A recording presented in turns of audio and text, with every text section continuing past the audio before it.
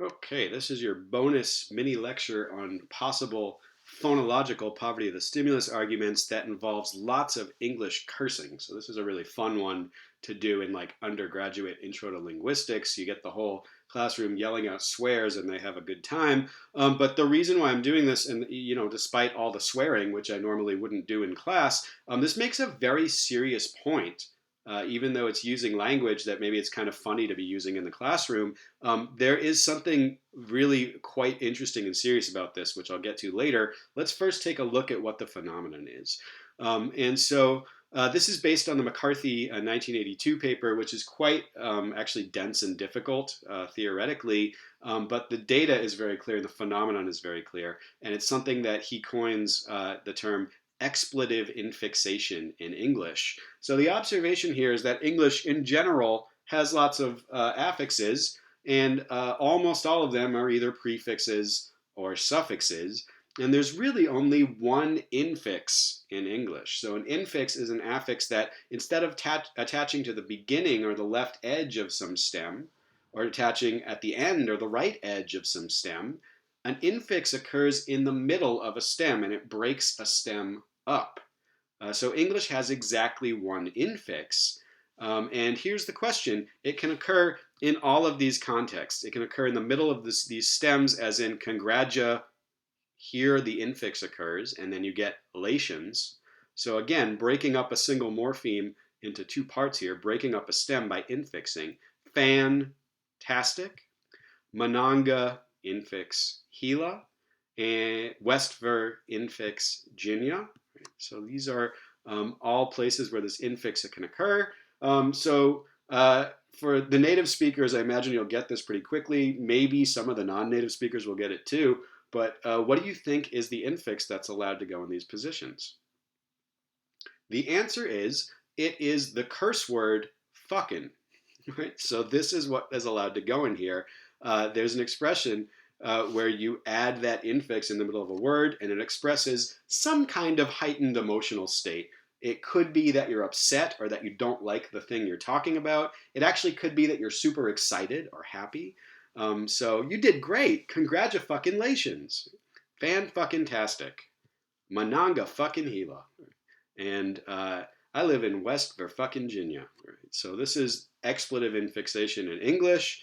And you go ahead and giggle. It's kind of funny, but it is a totally productive phenomenon that just about every, at least American English speaking adult, will recognize these and will have actually intuitions about how well formed or not well formed they are. So I can also put this in other parts of the word, and it's completely ungrammatical. So congratulations is fine. Uh, Congratulations is absolutely unacceptable. Congratulations, totally unacceptable, ungrammatical, not part of English. And similarly for all these other words, the infix has to go in these positions that I've noted here with the underscore. All right. So people have strong intuitions, grammatical knowledge about this, implicit knowledge. How on earth did they get this grammatical knowledge about this construction? And this is illustrating several serious points, right? So even though this is sort of taboo language, that's often precisely one of the most interesting things to look at because it's the kind of knowledge that isn't given through formal instructions. Nobody's parents sat them down and told them, hey, you have to say fan-fucking-tastic. You can't say fanta-fucking-stick, right? Nobody's parents are teaching them that. Nobody's learning that in school. It's not in textbooks, right? So this is something that children have to be picking up implicitly because by the time we're, like 8-year-olds, most people know how to do this. Yet it's clearly not being explicitly taught. So that's already sort of a serious point. This also has a similar flavor to the syntactic structure dependent generalizations that we've been looking at. Why is that? Well, given these sort of simple examples, there's a very obvious generalization about where you have to put the infix. So take a moment and just find the super easy, super simple generalization about where these underscores are. Where does the infix have to go? Okay, you got it? The easy answer here, well, it has to go before the second to last syllable. So congratulations. Here's the infix, and then two more syllables. Lations. Tastic, put it before that. Gila, put it before that. Jinya, put it before that. Right? So it's always going to be before the last two syllables in these examples. And these are meant to show that it doesn't matter how many syllables come before it. So congratia, 3. Fan, 1. Monongah, 3. Westver, I'm going to assume that's like one word, West Virginia, 2 syllables. Doesn't matter what's on the left. All that matters is that you count 2 syllables at the end. You put the infix before those last 2 syllables. Right? And that is, again, a completely structure-independent generalization. Interestingly, though, just like the syntactic cases, there's some slightly different or more unusual kinds of words in English that show us that this is actually wrong. Right? So what examples am I thinking of here? Here's a good one. Yosemite. It's a national park in California. And probably nobody in this room except me has ever heard anybody put this expletive infixation into the name of this national park. Yet 100% of adult American English speakers will produce that form as yo fucking semity, and never as Yosef fucking miti or Yosem fucking ity. Not possible at all, right? It has to be before the third to last syllable. So what on earth is going on here? Let's check this out. Sorry, 1 second.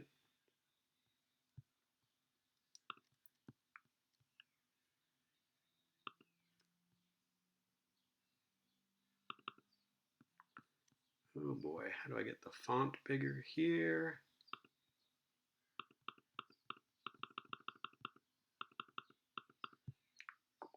So let me write that word out.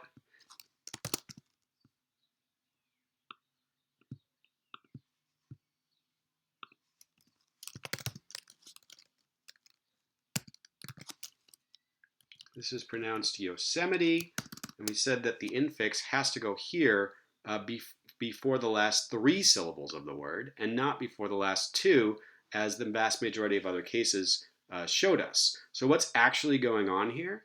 It's not that this infix is being placed before the last 2 syllables. It's that it's being placed before the final stress in a word. So here, Yosemite has stress on the third to last syllable. But in many long English words of this type, it's far, far more common to have stress on the second to last syllable. So congratulations, fantastic, Monongah, Gila, West Virginia. These all have stress on the second to last syllable, and that is by far the dominant pattern in English.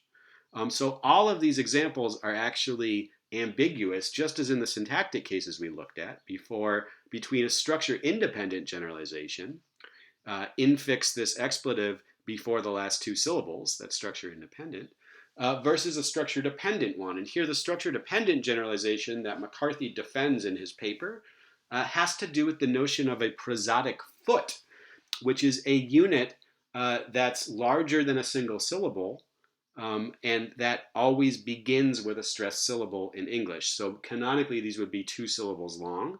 So the idea is that when you break these words into prosodic feet, you're going to have a foot that's at the right edge of the word that contains the stressed syllable and the syllable after it. It's sometimes called a trochaic foot in English. And this foot unit, prosodic foot, ends up being super important to stating all sorts of generalizations about English phonology, to the extent that we think most or maybe all of English phonology is actually governed by prosodic feet, that this is the crucial constituent. So the structure-dependent version of expletive infixation would say that basically because fucking itself is a foot, it's a stressed foot, it has a stressed first syllable and an unstressed second one, it has to be infixed adjacent to a foot. It can't be infixed in the middle of a prosodic foot.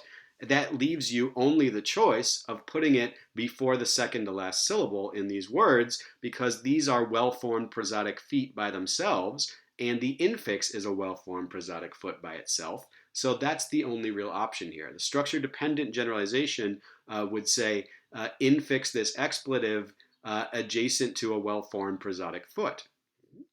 Now, they're going to make exactly the same predictions for any word where the main stress is second to last, as in 95% of English words and all of the examples here. It's only in unusual phonological patterns, like third to last stress, as in Yosemite, that the two proposals or the two generalizations are going to differ. Here, the structure-independent approach would say infix here before miti. This is totally ill-formed and impossible in English because the main stress is on this vowel.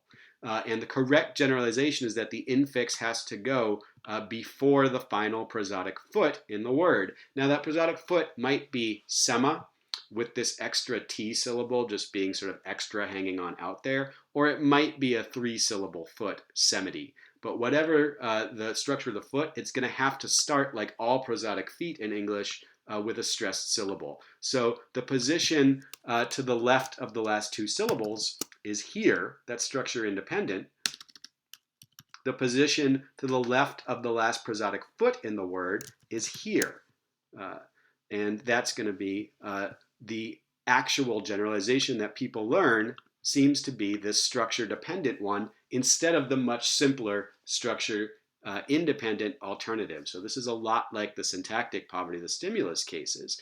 And what's interesting here is it's totally obvious that nobody's explicitly teaching children about this. And in fact, this is not something you hear very often, right? I've heard it hundreds of times more often in linguistics classes than I ever have with people actually saying this. It's not a super common thing that people say, yet the intuitions about where this infix has to go are 100% categorical and obvious with words like this, right? It absolutely has to go before the main stress here and not before the last two syllables. That's just not how it works. And so again, if we're all sort of ignoring the obvious structure-independent generalization that we would get from the vast majority of English words, and instead we're learning the structure-dependent one, the claim here is that there must be something about our phonological grammars that constrains us to learn from prosodic units like feet and syllables and things like that, that are in, again, a complex hierarchical structure in language,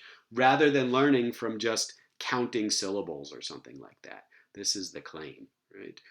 So this is a very similar poverty of the stimulus argument, and a claim here that poverty of the stimulus is not just for syntax, it's also for phonology, at least prosodic phonology, which is how we refer to these aspects of phonology that concern the grouping together of segments and syllables and things like that. So that is the expletive infixation phenomenon, and even though it's kind of funny and jokey and involves this taboo language, there's a very serious point here, which is that children acquire implicit knowledge of their language without any kind of overt instruction, and that knowledge seems to conform to structural generalizations and never to structure-independent ones. So that's the phenomenon.